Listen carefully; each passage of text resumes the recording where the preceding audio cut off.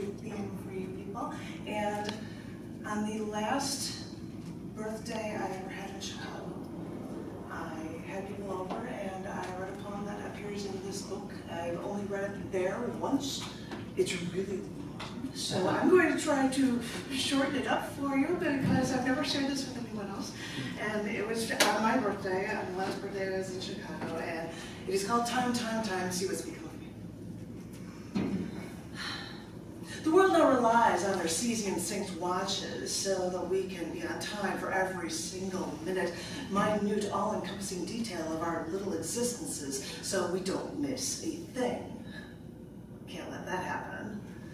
And don't forget, we want time to be on our side so we can always look young.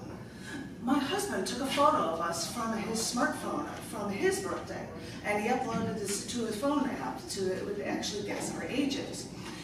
It guessed that I was 10 years younger. Cool. I guess I'm defying time. But isn't it funny how we can scrutinize ourselves by our ages, by our time alive? But now I'm forced to wonder, does time even exist?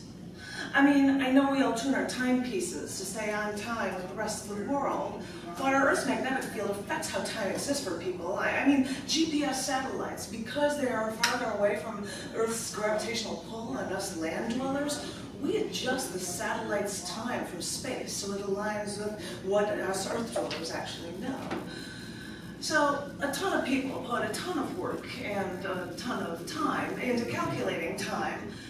But it makes me ask again, does time exist?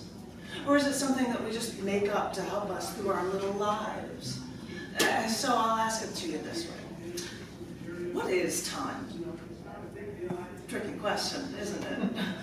Is it something that we use like a measuring stick to keep all of our events in chronological order? And if that's the case, well, then when did it start? Did it start with the Big Bang for starting this universe? And if that's the case, is it only that way because that's all we know about our universe's timeline?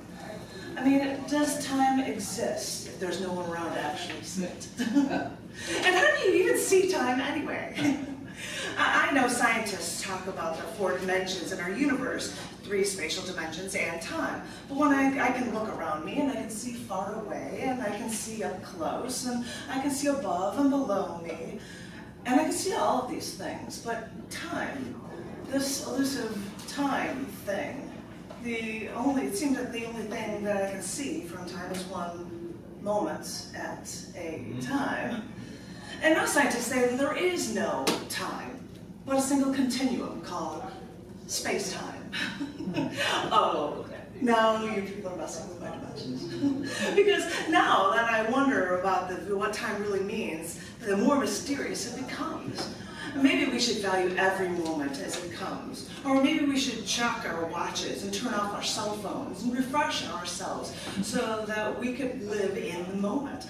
Because whether or not time exists, that's what time is all about, living from moment to moment. So, if us land dwellers are forced to take our lives one moment at a time, maybe we can remember time is one of the 4 dimensions. And prominent philosophers scream that time is a part of the fundamental structure of the universe. So maybe it's just as vital as how close you are all to me. You know, time may be that valuable as a resource, so maybe we should treasure every moment like it's our last. Wow.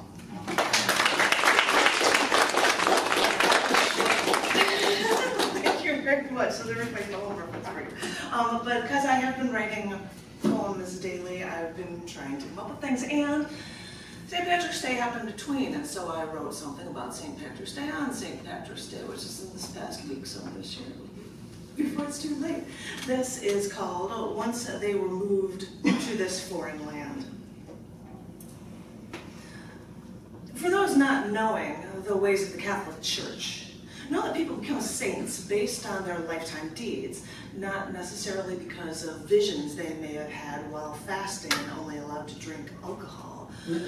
So if anybody was curious, St. Patrick, according to legend, was from England, but Irish pirates took him hostage for 6 years. However, after having problems upon his return to England, he went back to Ireland. As a priest there, he actually converted all of the polytheistic pagan Irish over to Christianity, which kind of pleased the Catholic Church. Now, in Catholicism, it seems that every day is saved for a saint. And March 17th was originally reserved as a day to celebrate St. Patrick because that day is when I believe he died. Now, I talked to men who were altar boys, and they told me that they never remember hearing the Catholic Church ever make any mention of St. Patrick, much less honor him. So, this altar boy's theory is that when the Irish were ridiculed upon arrival in the United States, they thought that maybe they would latch on this holiday as a way to honor the Irish and as a chance to bring the Irish together.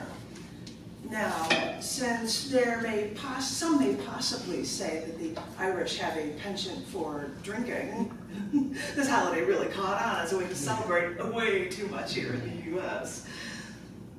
For me, right now, living 1,000 miles away from my own home, I was out drinking yesterday, call it a pre-celebration for St. Patrick's Day, and I saw someone wearing clothes named my hometown. I had to approach and give my personal props if they were from the same town as me. And afterward, we laughed and commiserated and talked about our town for over an hour. And it was great to connect with somebody from my past, with somebody with my roots, even if it was just for a little while on one day. And as small as it seems, as insignificant as this may seem, a part of me wonders if this is how the Irish felt once they were moved to this foreign land. So whatever the reasons were, and whatever the history was, this one day seems to be a day now where everyone can claim to be Irish, and it's okay. Because even if you're not, unlike the discrimination the Irish first felt here in the States, this is now one day where everyone welcomes each other, no matter our nationality.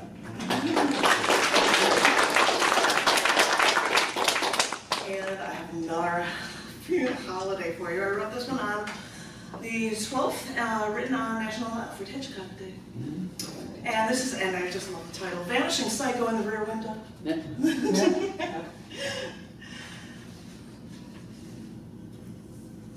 And I think I should actually have it, my middle name is Lee, Janet Kuypers, so I want to say Leigh space / L-E, because it was from Psycho anyway. I was like, that's so cool. If I ever change my name, eventually I'll use Lee to Lee like the actors. That's funny. Ever since leaving the hospital, everything now comes to you like some sort of a surreal movie where everything seems so proper, like life exists in black and white. Black and white, cut and dry. They're either too nice to you or they want to kill you dead. So start strenuously searching, look to see the full color truth. Everyone seems cordial to you, almost too nice is all you think. When you're sure they only say half-truths whenever you ask, so you know you can trust no one. The harsh punishment you face mentally from those who claim to love you still fills you with more terror and more suspense, wondering how everything ends. You stay behind the camera lens, you try to record everything to cover your tracks and stay out of the limelight. You think it works, but they turn to you nonetheless. So beware of dear old mommy. Stay clear of anyone or anything who may try to do you in. Avoid high places where someone may try to push you to your death. But still, your danger may come from above, so beware the birds circling like mass daggers above. Beware. You know that you are hunted now, being one who knows too much. Even avoid strangers on a train, because the lady can vanish in a flash and no one will know your malaise and your misery are like an M for murder, even in the privacy of your own home. So, double lock all of your doors. Hope you've covered all your bases. Blinds stay closed, close the drapes, put towels under the bathroom door, and just try to relax this show.